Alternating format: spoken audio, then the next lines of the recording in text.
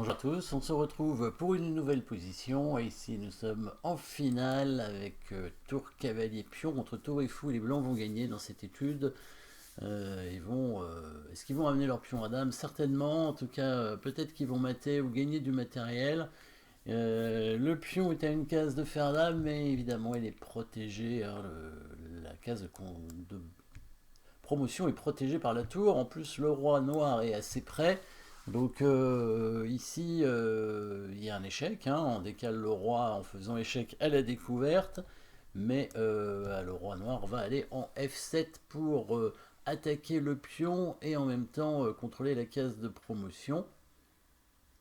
Le roi blanc peut faire échec ailleurs, mais ça ne va pas changer grand-chose. Il y a un autre échec, c'est la promotion du pion en dame. Alors évidemment, ça n'a pas l'air logique puisque on donne le pion qui devrait nous permettre de gagner, sauf que il peut y avoir des menaces de mat avec tour cavalier et le roi. Quand la tour va prendre le pion qui s'est transformé en dame en 8, le roi peut monter en F6 et bloquer le roi noir. Dans ces cas-là, le roi est en échec évidemment, à plusieurs cases, mais il sera mis en échec soit par la tour, soit par le cavalier par la suite.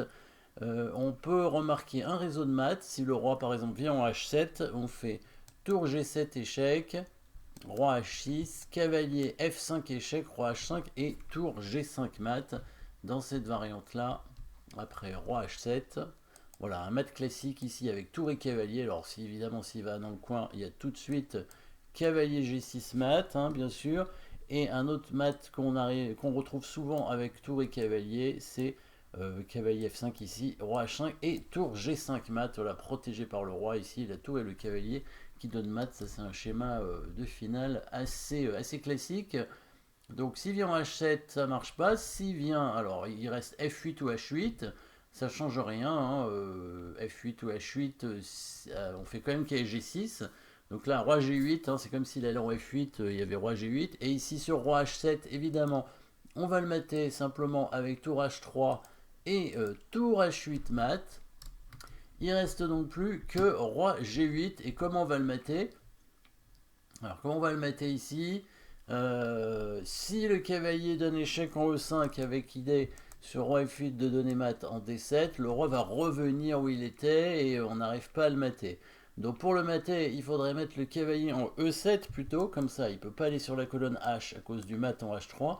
Le problème c'est qu'il vient en F8 et après on fait quoi? Est-ce que vous avez trouvé la suite? Cavalier E7 échec, double échec, hein, bien sûr. Donc là évidemment s'il va sur la colonne H, il est mat avec tour H3, hein, bien sûr. Donc il est obligé d'aller en F8 et là évidemment vous avez trouvé la suite, hein, le blocage qui nous permet de faire mat avec le cavalier. On fait échec avec la tour en G8, il y a le fou qui prend mais il y a le cavalier qui revient pour mater. Voilà, le roi est bloqué par sa tour et son fou. C'est toute l'idée de l'étude, hein, au départ, hein, bien sûr, c'est de trouver une assez jolie façon de mater avec le cavalier, hein, finalement. Finalement, on a sacrifié le pion, hein, qui normalement aurait dû nous permettre de gagner, et on a fini par sacrifier aussi la tour, qui aurait dû nous permettre de mater, mais non, finalement, c'est le cavalier tout seul qui mate. Petite étude de Makletsov.